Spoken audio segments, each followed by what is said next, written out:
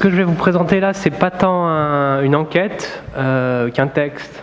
Et je pense que ça change beaucoup, parce que j'ai pas enquêté en propre en fait sur le terrorisme. Ça rejoint un certain nombre de questionnements, d'inquiétudes, mais aussi de terrain. Et j'avais envie d'écrire quelque chose là-dessus en fait. Et j'ai eu 2 occasions pour le faire, à la fois ça et puis sous une version beaucoup plus courte et beaucoup plus pédagogique. C'est à la fois une réflexion sur les événements, sur ce que ces événements, sur la manière dont ils renvoient à d'autres événements, en fait, à d'autres situations. Alors je montrerai en fait pourquoi je mets en vis-à-vis le sniper et le djihadiste et pourquoi je parle en même temps en fait de Sarajevo, de Beyrouth et aussi des villes qui ont été frappées récemment par des attentats djihadistes. Mais c'est aussi un texte et une réflexion sur un certain héritage qui est assez présent au CEMS, pas seulement, donc laboratoire auquel un certain nombre d'entre nous appartenons, un certain héritage en fait de l'écologie urbaine. Cette réflexion et cette écriture m'a aussi donné l'occasion de revenir donc, sur un certain héritage et une certaine appropriation de l'écologie urbaine, de l'école de Chicago, qui est celle qui a transité en fait auprès d'un certain nombre d'entre nous par Isaac Joseph. Et en fait, au fond, moi, ma réflexion part d'une phrase d'Isaac Joseph sur laquelle je reviendrai. C'est une phrase qui m'est assez familière parce qu'une partie de cette phrase a donné le titre à un article que j'avais écrit sur l'œuvre d'Isaac Joseph avec un collègue et ami, Marc Brévillieri. Un article qui est paru en 2007 en fait, dans un livre d'hommage à Isaac Joseph qui est mort trop tôt. Voilà. Donc vous verrez quelle est cette phrase. Donc si je dis tout ça aussi, c'est parce que comme c'est un texte, je vais être amené à le lire, parce que je cite aussi un certain nombre de choses, ce qui fait que ça sera beaucoup moins engageant, mais aussi beaucoup moins intéressant que ce qu'a présenté Kamel, dont le texte qu'il vous a présenté là, dès qu'il sort, jetez-vous dessus. Il est absolument merveilleux. Et c'est rare quand je dis du bien de mes collègues. On me le reproche. Donc, dans cette présentation, j'aimerais revenir notamment en fait, sur les attentats du 22 mars, mais j'en évoquerai d'autres en fait, de la même série en quelque façon, et de la même génération en fait, d'attentats. Donc, je vais partir d'un constat assez simple et au fond très banal, qui consiste à dire, ce qui peut avoir aussi quelque chose de choquant, que les terroristes sont des êtres urbains. Ils viennent de la ville, je dis bien, j'insiste, ils viennent de la ville et ils ont agi en ville. Alors évidemment, quand je dis ça, et surtout quand je dis ça à Bruxelles, on peut s'attendre à ce que je m'attarde en fait sur la commune de Molenbeek. Alors je ne sais jamais si je le prononce correctement. Voilà. Cette portion de la métropole bruxelloise, en fait, qui est désormais tristement célèbre dans le monde entier, comme l'a écrit et comme très bien décrit d'ailleurs cette portion de la commune de Bruxelles, l'anthropologue Alexandre Lomonier. Je reviendrai sur lui à la fin de mon propos. Donc moi, mon propos va être différent. Je ne vais pas parler de Molenbeek, puisque je vais essayer de montrer que les attentats ont à voir en fait avec le mode de vie urbain et avec la morphologie des villes, au fond des villes en général. Au fond des villes telles qu'elles ont été décrites et mises en valeur par la tradition de la sociologie urbaine et spécialement en fait, par la tradition des études urbaines et de l'écologie urbaine. Alors pour montrer en fait dans quelle manière ces attentats ont à voir avec la ville, en fait, je vais m'arrêter sur le modus operandi, le mode opératoire, de 2 figures. La figure du djihadiste, plus spécifiquement telle que cette figure a frappé Bruxelles. Et je contrasterai en fait cette figure du djihadiste avec la figure du sniper, et on va en voir pourquoi en fait je vais les contraster. Alors précisément, je vais les contraster parce que ma réflexion, et au fond mon texte en quelque façon, s'inspire, réagit en fait, et on verra à la fin, critique, une citation d'Isaac Joseph, qui est un sociologue français qui a mis en valeur continuellement dans son œuvre en fait l'hospitalité paradoxale de la ville et qui a souligné la fragile paix civile qui prospère tant bien que mal à la surface des espaces publics urbains. Donc la citation qui va m'importer en fait provient de l'ouvrage La ville sans qualité. Il reprenait un article en fait. Et dans cet article, en fait, Joseph évoquait des villes en guerre, et plus spécifiquement Beyrouth et Sarajevo, et au fond encore plus spécifiquement Sarajevo. Alors avant de citer ce passage, et on verra pourquoi en fait je fais résonner les deux, on peut remarquer que le calvaire de ces deux villes, à savoir Beyrouth et Sarajevo, est venu spontanément en fait sous les doigts et à la mémoire de l'historien Patrick Boucheron et de l'écrivain Mathieu Riboulet, dans l'ouvrage, assez magnifique d'ailleurs, Prendre date, qu'ils ont composé entre le 6 janvier et le 14 janvier 2015, en réaction immédiate en fait à la première vague d'attentats qui a endeuillé Paris, donc l'attentat contre Charlie Hebdo et je ne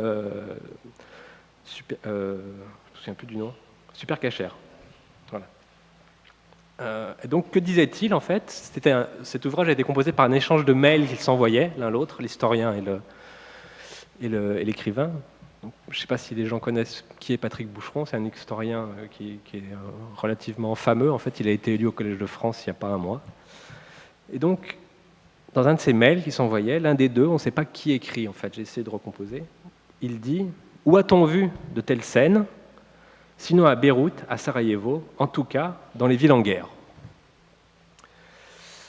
Alors immédiatement après cette évocation en fait, de ces deux villes en guerre, Boucheron et Riboulet signalaient ce qui, à leurs yeux, était une dramatique conversion urbaine qui venait de transir Paris et qui leur faisait penser à Beyrouth et à Sarajevo. Alors que disait-il ?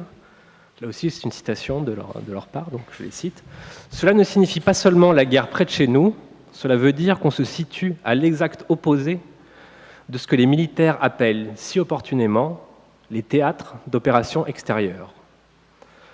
Là, c'est tout le contraire. C'est nous, c'est la guerre, c'est ici. Tout, dès lors, se resserre inexorablement comme un piège, puisque c'est du proche que viendra désormais le danger. Ce retournement des choses constitue la logique même de la guerre civile. Elle passe par une conversion urbaine. La géographie familière, d'un coup, se laisse gagner par une topographie de la peur. » Alors maintenant que j'ai accroché en fait, les attentats en fait, et les guerres civiles à Beyrouth et à Sarajevo, je vais revenir à Isaac Joseph. Et justement, que disait-il de Beyrouth et de Sarajevo? Donc je vous le cite. Ce que les villes en guerre comme Beyrouth ou Sarajevo nous ont enseigné, c'est l'importance de l'espace public de circulation et sa très grande vulnérabilité, puisqu'il suffit de quelques miliciens et d'un sniper pour contraindre les gens à rester chez eux et pour leur interdire ce droit de visite dont parlait Kant dans le projet de paix perpétuelle en 1798. L'hospitalité universelle, hospitalité minimale en deçà du droit d'accueil, c'est précisément ce droit de visite sur le territoire de l'autre qui découle du simple fait de la mitoyenneté des hommes vivant sur une même planète. C'est dans ce cadre de ce développement en fait, sur l'hospitalité des villes qu'il s'était arrêté plus spécifiquement en fait, sur la figure du sniper, dont il disait ceci.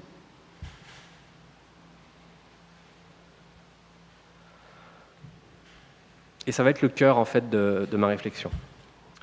Le sniper s'en prend à la liberté d'aller et de venir, et il sait ce qu'il fait. La terreur qu'il exerce n'est pas aveugle, il ne fait pas de victimes au hasard dans la population en général. Sa lunette lui permet de viser très précisément sa cible, 2 points, le passant singulier qui s'avance à découvert. Le sniper entend régner sur l'espace de circulation et demeurer maître du visible.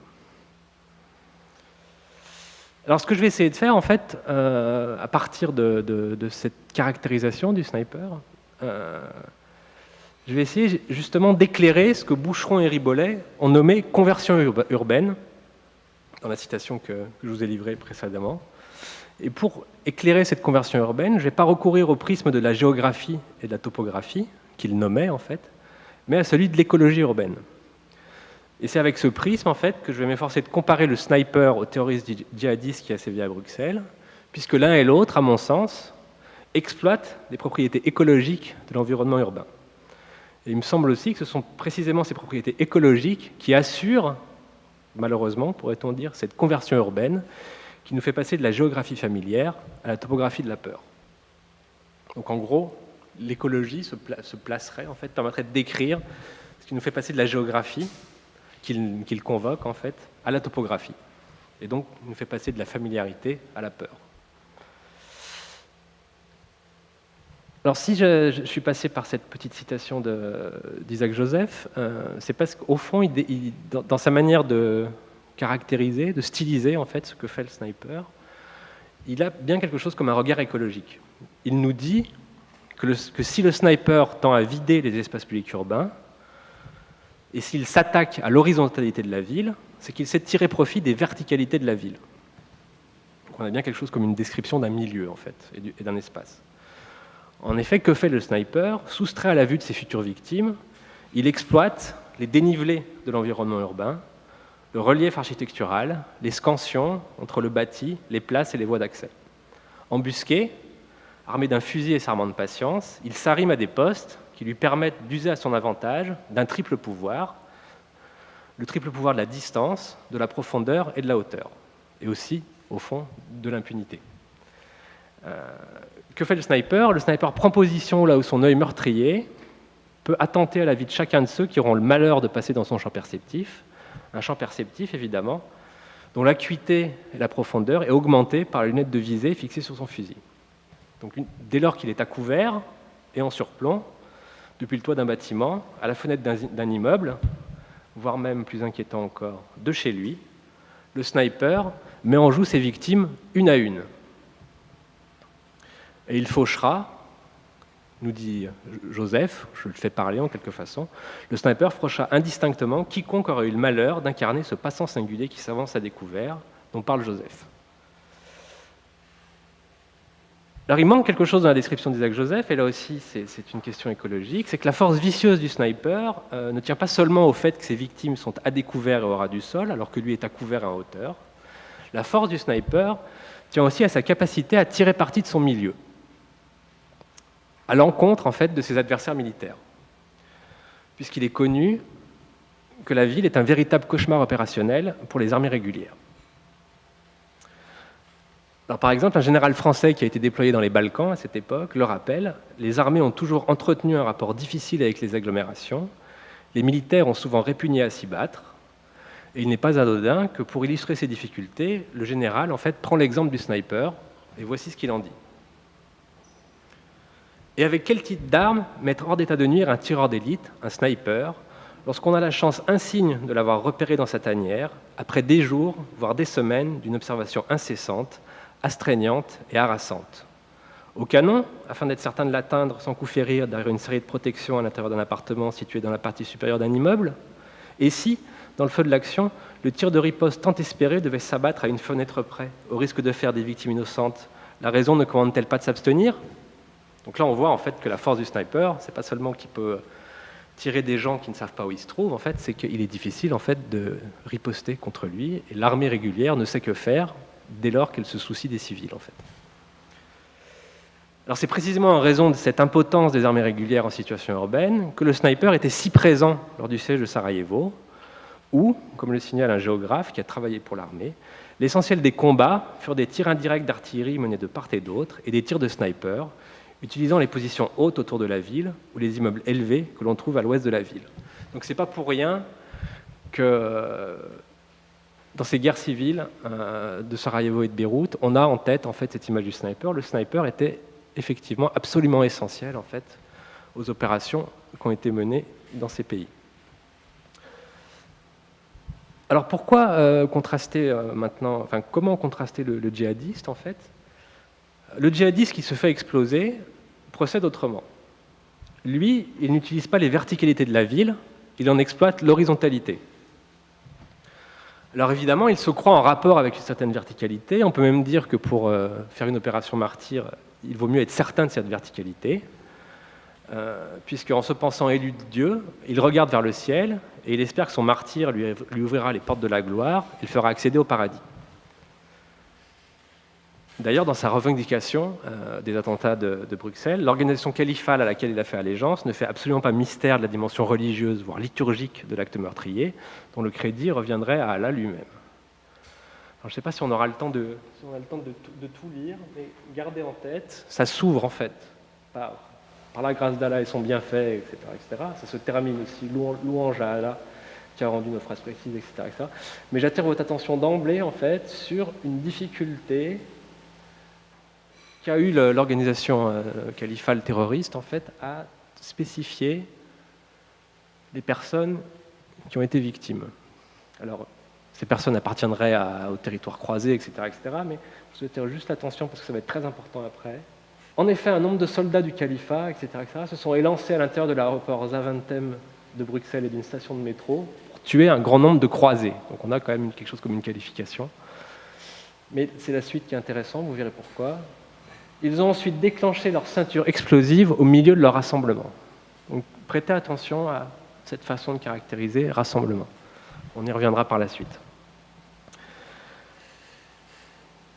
Alors, si je mentionne ce communiqué, c'est que comme ce communiqué le confirme, et comme l'écrivait en fait un philosophe qui s'appelle Philippe Joseph Salazar, le jeune homme qui se fait soldat du califat n'est pas un simple exécutant militaire, il est, je cite, un officiant qui endosse le double manteau du pouvoir religieux et du pouvoir militaire, dont le croisement donne précisément le sacrifice, un sacrifice qui est accompli ici, revendiqué au nom d'Allah, à qui, on peut citer la fin du communiqué, à qui appartiennent la louange, la grâce et le bienfait.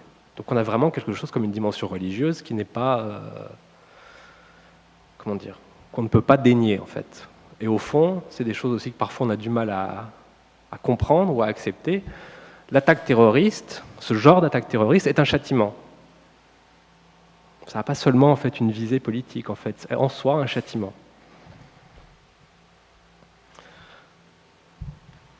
Mais alors, ce qu'il est intéressant de contraster, c'est que même si une certaine verticalité divine commande son geste, sur le théâtre sacrificiel de son ultime opération, le djihadiste se meut dans l'horizontalité. Il se mêle à la foule et il navigue à couvert parmi les citadins. Pour répandre plus largement la terreur, il se rend dans des lieux fréquentés où se combinent accessibilité, égalité, hétérogénéité, fluidité et densité. Et si vous faites de la sociologie urbaine, ou si vous êtes familier des études urbaines, vous aurez remarqué qu'on a là toutes les qualités propres à la ville selon la sociologie urbaine et selon la grande tradition de l'école de Chicago. Donc le djihadiste active le détonateur de ces explosifs dans des espaces publics urbains au milieu de leurs usagers. Alors là, on va recontraster avec la citation d'Isaac Joseph. Pour autant, si le djihadiste agit en des sites qui accueillent d'importants flux, alors à Bruxelles, en l'occurrence, une station de métro et un hall d'aéroport, il n'est pas certain que son action vise à régner sur l'espace de circulation, à la différence du sniper que décrivait Isaac Joseph. Alors quand je dis ça, en fait, je néglige pas qu'en raison des infrastructures qui ont été touchées, l'attentat perturbe nécessairement l'espace de circulation. Les infrastructures en question supportent des réseaux socio-techniques dans lesquels les éléments interconnectés sont solidaires les uns des autres, ce qui fait que frapper en un point de ce réseau revient à déstabiliser l'ensemble des points qui s'y relient. Alors quand on regarde ce qui s'est passé concrètement, en fait, c'est pas si simple d'arrêter l'ensemble de ce réseau. Il y a eu des controverses, si vous avez suivi, sur le fait que les métros ont été arrêtés trop tardivement. Quoi qu'il en soit, si on suit la séquence de ce qu'il advient après un attentat, un blocage est évidemment inévitable. Il faut évacuer les survivants, acheminer les secours, sécuriser les lieux, mais d'abord déterminer le périmètre, en fait, prendre en charge les blessés, transporter les corps, et ensuite collationner des indices et procéder aux constatations nécessaires à l'enquête judiciaire. Avec là, évidemment, le fait que celui qui a perpétré l'attentat ne pourra pas être incriminé. Ce qui met en crise, en fait, très immédiatement, l'ensemble de notre système juridique, puisque l'auteur du meurtre est absent, il est mort. Alors évidemment, vous vivez à Bruxelles, après avoir été bloqué pour une certaine durée, cet espace de circulation va être aussi réagencé. D'abord, il va se peupler de militaires, et puis il va être rogné petit à petit par des dispositifs de surveillance. Donc pour anticiper un peu sur votre prochaine séance, au-delà de la déclaration meurtrière initiale, évidemment, l'attentat travaille effectivement l'espace social, matériel et évidemment mental aussi. Et comme l'écrivait un auteur, Daniel Armand, prendre la mesure de l'attentat, en fait, c'est pas décrypter ce qui est échu, c'est supputer ce qui peut arriver. De sorte que l'attentat est expansif, il se répand dans les esprits, où il a tendance à occuper tout l'espace disponible. Alors là aussi, je ne vous apprends rien. À l'issue de l'attentat suicide, le portrait du djihadiste, le nom de son organisation et le récit de leurs exactions vont très rapidement régner sur un autre type d'espace, en l'occurrence l'espace de circulation des images et des discours médiatiques et politiques. Et évidemment, l'organisation califale escompte cet impact-là, et elle rend les médias complices de sa pulsion hégémonique, puisqu'elle en fait des colporteurs de sa barbarie et des coproducteurs du fantasme de son ubiquité.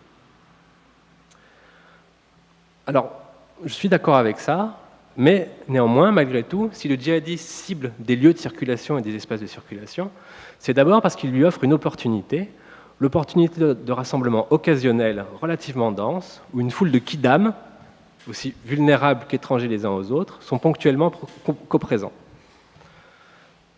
Et en y intervenant, le djihadiste maximise le nombre de ses victimes, et il s'assure aussi de la possibilité d'attenter à la vie de quiconque se trouve là, et donc de traumatiser quiconque s'est trouvé là, ou aurait pu se trouver là, ce qui rend évidemment l'événement singulièrement plus difficile à encaisser et à métaboliser. Puisque une telle façon d'opérer massifie en fait le lot de celles et ceux qui sont passibles de son action meurtrière, laquelle frappe littéralement, ou entend montrer en fait qu'elle peut frapper littéralement n'importe qui. Celui qui travaille là, celui qui passe par ici, le premier venu, le dernier arrivé, le visiteur, l'habitant, le jeune, le vieux, l'expat fortuné, le SDF, un sans-abri dormait par exemple à l'aéroport de Zaventem et il est mort, mais elle peut toucher aussi, l'attentat peut toucher aussi le croyant et l'athée, etc., etc. Alors, chez les auteurs qui s'intéressent aux attentats suicides, il y a cette idée, en fait, et par exemple, Hélène Lieulet, qui est relativement connue pour ses travaux, il y a cette idée que l'attentat suicide déclenche un tel effroi parce que tout un chacun peut en être le victime, mais aussi parce que n'importe qui semble pouvoir en être l'auteur, comme l'écrit cette philosophe et psychanalyste. Ce qui provoque l'effroi dans l'attaque terroriste est que celle-ci peut provenir de n'importe où et être perpétrée par n'importe qui. Alors elle poursuit, c'est vrai du terrorisme de masse contemporain, et particulièrement de l'attentat suicide. Le terroriste se mêlant d'abord à la foule, il est l'un d'entre nous, avant de commettre l'acte qui vise lui-même tout un chacun dans l'indétermination. Alors je voudrais apporter un bémol à cette interprétation en fait, de cet auteur, un bémol qui moi-même me met mal à l'aise en fait. C'est que dans le cas qui nous occupe et dans le cas des attentats qui ont frappé Bruxelles et Paris, d'abord, l'attaque n'a pas été perpétrée par n'importe qui, ce qui jette un trouble spécifique, et c'est un trouble qui est voulu, et qui va alimenter précisément les hantises d'une guerre civile. Alors ce trouble, qui est un trouble de la typification des origines en fait, des attaquants, je renvoie à la conclusion en forme de post-scriptum d'un très bel article de Kamel Boukir, décidément il ne cesse de faire des bons articles, qui est paru tout récemment dans la revue Tracé, où il revient en fait sur cette question difficile en fait de la typification des origines. Et le fait qu'on peut se trouver aussi pris dans ces typifications et donc dans ce soupçon en tant qu'on partage les mêmes origines supposées que les auteurs. Alors donc non seulement cette attaque n'a pas été perpétrée par n'importe qui, mais ensuite cette attaque n'a pas eu lieu n'importe où. En effet, et à mon avis c'est très important, ce sont des espaces publics urbains qui ont été ciblés et ce n'est pas indifférent. Et s'ils ont été ciblés, c'est précisément parce qu'ils sont propices à l'indétermination, parce qu'ils reçoivent la foule, mais une foule non agglutinée, et parce qu'ils sont usités par tout un chacun. Alors si j'ai fait cette petite opération, c'est pour revenir à la comparaison initiale, et pour essayer de mettre en vis-à-vis, en fait, le sniper et le djihadiste. Donc on pourrait dire, en reprenant Isaac Joseph, mais on verra en fait qu'Isaac Joseph, au fond, se trompe. Mais en suivant Isaac Joseph, on pourrait dire, si les tirs du sniper sapent la liberté d'aller et de venir du passant singulier qui s'avance à découvert, l'attentat suicide du djihadiste s'attaque à la communauté des citadins qui font l'expérience du simple rassemblement sans motif partagé, ce qui est une phrase d'Isaac Joseph d'ailleurs, et donc des citadins qui s'accordent à différer de concert, à partager un même espace tout en vaquant chacun à leurs occupations, donc sans se mettre à l'aplomb, sans se coordonner, en se mettant à l'aplomb d'une même référence. Alors évidemment, cette référence, vous imaginez bien qu'elle est religieuse. Donc on pourrait dire que l'écho du fusil du sniper mine le droit de visite qui s'exerce dans les espaces publics urbains, tandis que l'onde de choc de la bombe du djihadiste ébranle la capacité de ces mêmes espaces à accueillir continuellement des rassemblements dont l'hétérogénéité repose sur la faculté de leurs participants occasionnels à ne pas s'y prévaloir d'une appartenance exclusive et à composer, à faire avec, l'indétermination de leurs identités respectives. Identités qui pourraient donc flotter, en fait. Alors là, je reste encore dans un cadre joséphien, goffmanien, et j'en sortirai par la suite, mais je continue à l'explorer. Donc pour mieux comprendre ce second cas, il faut revenir, parce que c'était quelque chose qui est très très important pour Isaac Joseph, sur la distinction qu'Isaac Joseph faisait entre les rassemblements et les groupes, en s'appuyant sur Irving Goffman, que vous connaissez, je n'ai pas besoin de le présenter, sociologue américain. Donc pour Joseph, qui s'intéresse, disait-il, à l'alignement des conduites en situation plutôt qu'au rapport d'une population à son territoire, il était très important qu'un rassemblement ne soit ni un groupe ni une population. Pour Isaac Joseph, le modèle en fait du rassemblement était offert par la communauté mouvante et circonstancielle de la file d'attente dans un espace public, par le balai des passants dans une rue piétonne, par la grappe des voyageurs embarqués dans une rame de métro.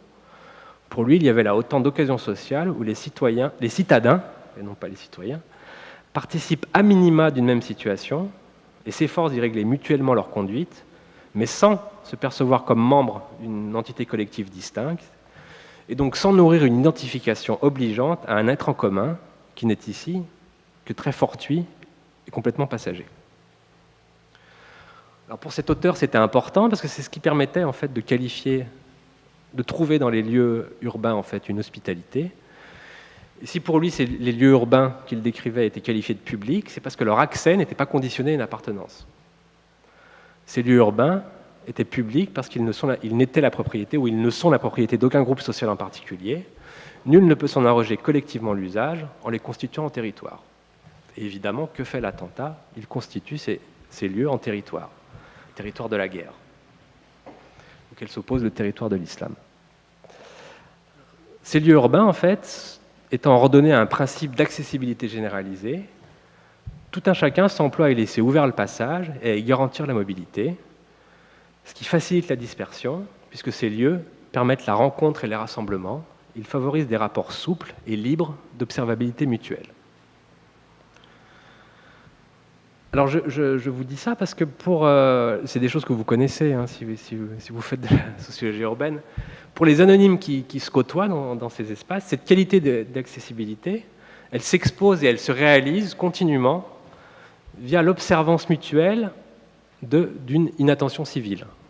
C'est très rebattu, hein, mais je fais exprès d'y revenir. Donc inattention civile qui est également nommée parfois indifférence civile ou inattention polie. Alors c'est un topo connu d'Irving Goffman qui, au fond, le premier a décrit ce régime attentionnel spécifique. Alors il les décrivait de cette façon. Une première personne donne à une seconde personne suffisamment d'informations visuelles pour lui montrer qu'elle a reconnu sa présence, mais l'instant suivant, elle retire son attention afin de signifier que cette seconde personne ne constitue pas une cible particulière de curiosité. Alors Isaac Joseph, lui, a vraiment travaillé au fond ça autrement, en faisant surgir les qualités politiques et esthétiques. Et pour lui, en fait, ce régime attentionnel n'équivaut pas seulement à une courtoisie visuelle que s'accordent furtivement les citadins, en veillant conjointement à respecter l'intimité de l'autre et sa présentation publique. Pour Isaac Joseph, c'est en raison de la prévalence de cette inattention civile que les espaces publics urbains possèdent une appréciable qualité d'hospitalité, car en n'y faisant pas l'objet d'un regard inquisiteur, on peut y goûter un droit à l'indifférence, y trouver la possibilité de s'absenter mentalement, tout en s'exposant à l'hétérogénéité des populations qui constituent la ville. Donc pour lui, c'était absolument essentiel, puisque les milieux urbains ne parviendraient à s'ouvrir à tous et à conserver leur caractère public que si chacun consent, évidemment c'est un pari, à se mettre sous la garde de cette inattention civile en manifestant une foi commune en l'innocuité de leur entourage humain. Alors pourquoi je reviens là-dessus en fait? Pour une raison très simple, puisque d'un point de vue écologique, en fait, c'est là que va se nouer la tragédie, puisque cette inattention civile, que l'on s'efforce de respecter dans les environnements urbains très fréquentés, configure une ambiance interactionnelle et un régime attentionnel que le terroriste djihadiste exploite pour se mêler sournoisement à la foule et y répandre la mort. Alors évidemment, en mission, le djihadiste sait se dissimuler. Il va prendre soin, par exemple, de se délester des atours vestimentaires et des ornements capillaires qui publicisent son appartenance à une frange radicale de l'islam salafiste. Alors, par exemple, c'est très simple à voir, c'est que les terroristes qui ont frappé Bruxelles ne se présentent pas publiquement tels qu'ils peuvent se présenter quand, par exemple, ils combattent en Syrie. On n'a pas tout cet appareillage vestimentaire, tous ces ornements. Par contre, une fois le massacre commis, ils seront présentés sur les publications en fait, de Daesh, habillés à la manière du djihadiste, qui a maintenant quelque chose comme on va dire un uniforme en fait. Alors le djihadiste, quand il s'avance au lieu de son imminent méfait, il s'avise de se conduire d'une manière appropriée aux fonctions du site qui lui a été assigné. Voilà, là on voit effectivement qu'il s'ajuste aux fonctions du site qui lui a été assigné pour sa mission. Et comment fait-il? Très simplement, pour se fondre dans le décor, pour s'ajuster à la situation et y prendre des poses attendues. Qu'est-ce qu'il fait en fait? Il s'approprie les choses qui sont mises à la disposition des usagers ordinaires, raisonnables et normaux. Donc là, en l'occurrence, on a tous en tête les chariots à bagages qui ont été empruntés par l'équipée malfaisante de l'aéroport de Zaventem pour y trimballer leurs 3 lourdes charges d'explosifs. Quand on se penche en fait sur l'histoire et les descriptions des différentes sortes d'attentats suicides, j'ai un peu compulsé divers livres là-dessus, on peut aussi remarquer, ce qui glace encore plus le sang, c'est que ces chariots à bagages n'ont pas été seulement empruntés en fait, pour se mêler à la foule en utilisant des objets en fait, qui font passer pour des voyageurs ordinaires. C'est qu'en fait, dans les différentes sortes d'attentats suicides, généralement, où soit les explosifs sont ceinturés sur le corps, soit dans un sac à dos, les terroristes ont un gros problème, entre guillemets, opérationnel et pratique, c'est qu'ils ne peuvent pas emporter trop d'explosifs parce que ça rend leur démarche étrange, ce qui alerte et attire l'attention. Donc généralement, ils sont astreints en fait à un volume limité d'explosifs pour pas se faire repérer. Et là, évidemment, ce que permettait aussi l'aéroport, c'était d'emporter une plus grande quantité en les disposant sur des chariots. Alors, si vous avez suivi les comptes rendus journalistiques, ils se sont, juste avant de les faire exploser, ils ont redressé les sacs en fait, pour qu'il y ait une dispersion plus grande des pièces métalliques et des explosifs qui étaient contenus dans les sacs. Alors voilà, donc il sait évidemment se fondre dans la foule, utiliser des objets ordinaires, mais toujours est-il que s'il parvient à déambuler à couvert et à prendre tout le monde par surprise, ça ne tient pas seulement à ses connaissances pratiques des espaces publics urbains. Connaissances pratiques en effet, parce que j'y ai insisté, les djihadistes qui ont frappé à Paris, à Bruxelles, viennent de la ville, ils sont de la ville, ils connaissent la ville, ils sont des êtres urbains. Donc ils ont des connaissances pratiques en fait des espaces publics urbains. Mais toujours est-il que si le jour fatidique, le djihadiste parvient à se mouvoir sans encombre dans les espaces publics urbains, c'est aussi parce que les citadins font crédit aux apparences normales et veillent à ne pas s'alarmer de leur entourage occasionnel. Et cette façon de faire, notre façon de faire, constitue au fond une manière éprouvée et très démocratique de reconnaître au tout venant et à tout un chacun un droit égal à se trouver là.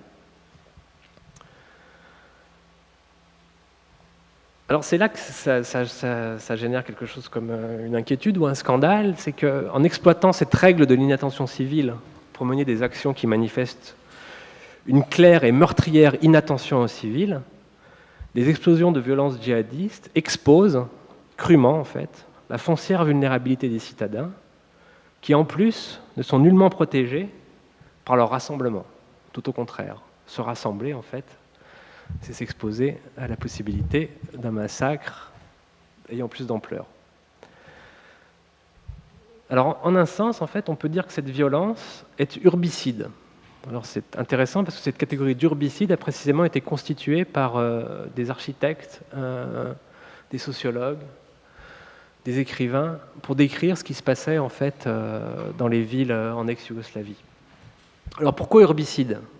Parce que dans son idéologie religieuse, dans son modus operandi, dans ses cibles et dans ses conséquences, cette violence s'attaque à la fragile confiance qui soutient une éminente qualité de ce monde d'étrangers qu'est la ville, à savoir son hétérogénéité. J'ai presque fini. 5 minutes. Alors j'ai tenté un déploiement comme ça en m'appuyant sur Isaac Joseph, et j'aimerais en fait maintenant, pour montrer que l'exploration est loin d'être terminée, nuancer en fait les apports du genre d'écologie des espaces publics urbains qu'Isaac Joseph pratiquait, et je me suis mis dans ses pas. Alors j'aimerais en fait en montrer les défauts, en fait, après en avoir vanté les mérites en les mettant en œuvre. Donc on va revenir en fait sur la façon dont Isaac Joseph décrivait le sniper et son vis-à-vis. Donc son vis-à-vis au sniper, pour Isaac Joseph, c'était le passant singulier qui s'avance à découvert. Alors en vérité, quand on se penche sur cette guerre, ou plutôt ces guerres en ex-Yougoslavie, et si on se penche sur le calvaire des villes yougoslaves, on s'aperçoit que les snipers ne mettaient pas seulement en joue le passant singulier, mais ils s'en prenaient également et déjà à des rassemblements. Au fond, comme les djihadistes, ils s'en prenaient à des rassemblements. Alors, par exemple, à Mostar, autre ville martyrisée, je reprends une description d'Elisabeth Claverie, en fait. Si tout rassemblement donnait l'occasion aux snipers de faire davantage de victimes, disait-elle, des témoins, en fait, des témoins véraces, en fait, rapportaient que ces tireurs embusqués, les snipers, s'affairaient tout spécialement lors des funérailles, à l'entrée de certains lieux de culte ou dans les files d'attente pour l'eau et la nourriture devant les guichets des ONG. Alors dans ces situations et dans le contexte de guerre et dans le contexte de la guerre qui avait déjà avancé en fait, les victimes apparaissaient sous le viseur du sniper comme des personnes apparentées les unes aux autres et assignées à certaines origines ethno-raciales ou ethno-religieuses bien spécifiques, quand bien même ces origines ou ces religions auraient été fantasmées. Alors pourquoi je fais ce contrepoint historique en fait à la description d'Isaac Joseph, puisqu'avec ce simple relevé en fait du caractère partiellement fautif de la description du sniper par Isaac Joseph, on touche du doigt en fait les limites de sa réappropriation de l'écologie urbaine de l'école de Chicago. Et à mon sens, les limites de la réappropriation de l'école de Chicago par un certain nombre et au fond sans doute aussi par moi-même et par un certain nombre de collègues. Alors limite en effet, car cette réappropriation tend à ne comprendre l'espace public que comme le lieu d'interaction entre des individus parfaitement indépendants et pas comme le lieu d'ancrage et de formation de collectivité. Alors pourquoi c'est important? Parce que quand on est conscient de tes limites et qu'on revient en fait sur la figure du djihadiste, il convient de ne pas oublier qu'il n'est pas seulement en rapport avec les espaces publics urbains et qu'il ne s'active pas seulement à la fin en fait dans les espaces publics urbains. Certes, il se fait exploser aux yeux de tous dans les espaces publics urbains, mais auparavant, il a eu usage d'autres lieux et bâtiments de la ville, des lieux où il s'est familiarisé avec l'idéologie religieuse meurtrière, où il a préparé ses méfaits, où il s'est coordonné avec ses comparses, où il s'est planqué en attendant son heure. Alors pourquoi je dis ça? Je dis ça parce qu'il me semble important de dire que le djihadiste n'est pas seulement une créature monstrueuse des espaces publics urbains, il est bien une créature monstrueuse de la ville elle-même. Alors même s'il vomit la ville et qu'il en fait un théâtre d'opération, parce qu'il y voit le territoire des mécréants dont le meurtre est licite, la ville, malgré tout, lui fournit des niches écologiques, des solidarités de voisinage et des complicités locales, mais aussi des sites d'approvisionnement et des lieux de culte, des moyens de locomotion et des dispositifs de communication. Alors là, on pourrait retomber sur ce par quoi j'ai commencé, en fait, puisque si on retrace son itinéraire, pour ce qui est de Bruxelles, on retombera sans doute, et tous les journalistes l'ont fait, sur Molenbeek-Saint-Jean, là où se seraient formées des niches écologiques propices à ce que Fethi Ben Slama, je vous invite à lire son livre, décrit comme des surmusulmans. Et j'aimerais finir par une dernière petite observation, un peu déprimante. Alors évidemment, si toutes les personnes qui sont prises par ce symptôme de ce que Fethi Ben Slama décrit comme le surmusulman, si toutes ces personnes ne sont pas tentées par le djihad armé, il reste que leur regard et leur manière ont néanmoins cette capacité assez inquiétante à faire déguerpir même le plus grand partisan de la mixité sociale et du cosmopolitisme le plus convaincu. Par exemple, l'anthropologue et éditeur Alexandre Lobonnier, qui déclarait, il y a 2 semaines, « J'ai quitté Molenbeek pour une simple raison, l'inscription de mon fils à l'école. Je n'avais aucune envie qu'il croise tous les jours ces femmes qui viennent chercher leurs enfants en burqa ou ces sinistres barbus prosélytes qui arpentent les rues. Après 8 ans à Molenbeek, et même en l'absence d'attentats, il était temps d'aller vers un autre lieu où, dans la rue, on vous fait moins sentir par le regard que vous n'êtes qu'un mécréant. Désolé de terminer sur cette note pessimiste.